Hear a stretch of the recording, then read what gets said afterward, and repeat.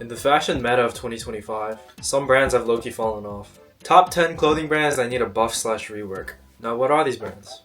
Well, let's go. Painted the Mona Lisa. Mona Lisa. Yeah. Da Vinci. Number 10 is gonna be Balenciaga. With the recent backlash they got from that suspicious ad, the one where they put Berserker next to a ton of Romeo and Juliet toys. Yeah, they just haven't really been able to recover from that, and their creative direction is just like, where are they even going with it? Personally, I think Balenciaga needs to refocus on their avant-garde look, but still make it, still make it viable to wear, just like in everyday life. And also, they could definitely work on their marketing to recover from that situation they put themselves in. And lastly, they could maybe change their marketing direction as well.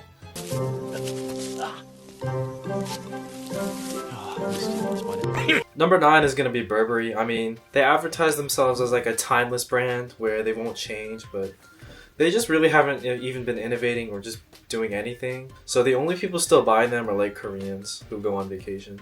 Also, with the China exposing how much like these designer brands actually aren't real, yeah, I think it definitely costs too much elixir. They probably need to bump it down like 1 or 2. I say they actually innovate for once, create something new. Maybe even try new products. I don't know, like try a new cologne line or something. Or like an accessory line. They could also double down on the heritage to make it seem even more exclusive. And maybe that might incentivize people to see like, oh, wow, this is really nice quality. And get people to start buying Burberry again.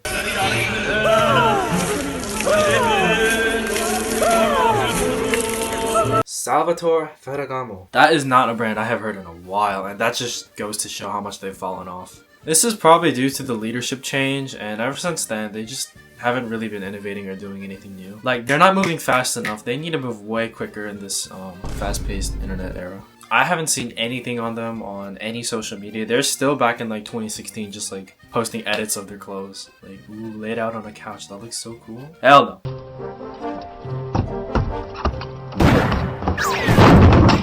4. Jimmy Choo. Outside of cologne and like department stores, I really haven't seen anything from this brand. Especially after Prada bought them, I really feel like they've been trying to kill the company. Almost like what Apple did with Beats. Like, they kind of exist, but they're never going to be better than the main line of stuff, you know what I mean? I would say they probably need to improve their quality and pricing and like what the value is. How much worth it gives to the customer.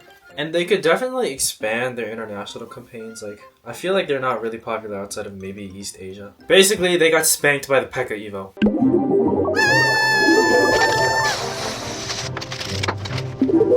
Givenchy. Let me start off by saying I hate Givenchy's cologne. Like, that shit smells actually disgusting. I don't know who would willingly wear that and go out somewhere and be like, damn, I smell good. Like, hell no, get your ass back home and go shower immediately. I don't know, I feel like they've just lost overall brand power. Like, their core design doesn't really mean anything or give off a certain vibe. Like with the Vine spell introduction, they low-key just give fuck. More spanks from the Pekka.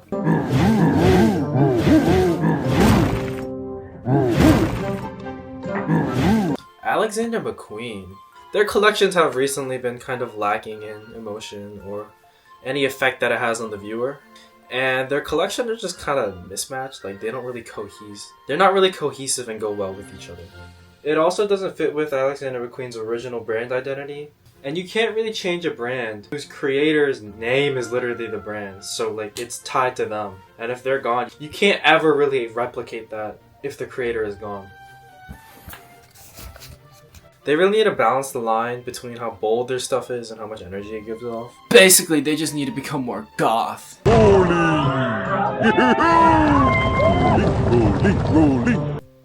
Valentino. Ever since their creative director left, I think they've dropped like 22% in profits. Especially with the ownership uncertainty and exploiting workers, their CEO leaving, and losing their sense of direction. They're low-key just bombing themselves. Asia just hasn't really been buying them because I feel like they're more of a European brand. Also, everything is way too expensive for the quality they're giving out. It's just not worth it. And the stuff doesn't even like, it's not really innovative or looks good at all, really. It seems like they're just recycling old collections. Now, these last 3 aren't really designer brands, but they are clothing brands and they've low-key fallen off.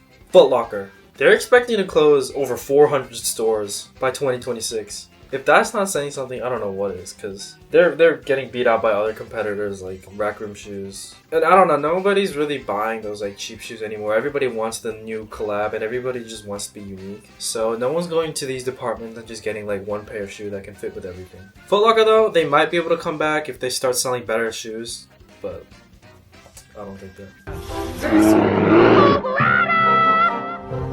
2. Forever 21.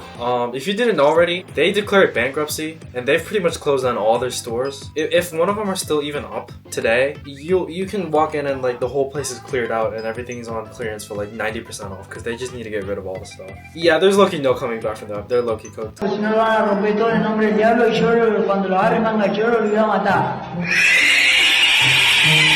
Number 1, Lululemon.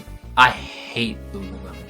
The chokehold they have on white girls is actually crazy because how are they getting away with charging like $200 for like sports clothes, which is literally just polyester and cost them like $10 to manufacture? It's actually crazy what people will buy in America.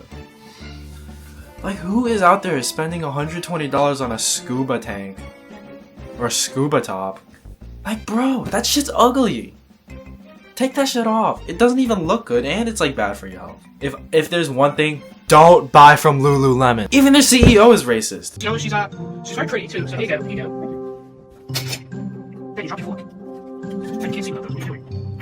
No! Like, I know they haven't fallen off or anything, but we gotta make them fall off. We hate Lululemon. There is no reason we should be buying these $50 blank tees that have like zero innovation in them or any like look at these shoes, bro. They're actually terrible. Who is buying these? And look at these tops. And look at these recess fitting men's clothes. Like, what is this? Who is out here buying these clothes? Not me, that's for sure. This has just turned into how much can I shit on Lululemon. Like, if there's one brand I hate, it's Lululemon. But yeah, this is just my opinion on the latest patch notes. Obviously, you should listen to me, because I am the authority in fashion.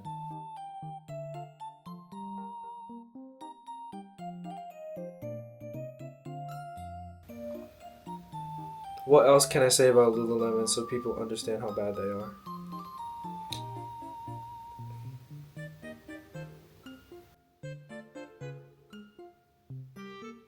What do you call those pants that like... Oh yeah, it's $100 for leggings. Come on. That cost them $3 to manufacture. It's literally like the thinnest line of plastic polyester clothing you're getting. And it just shows your whole ass cheek. Like, you're not... Like, bro, put that shit away. I'm not trying to see all that.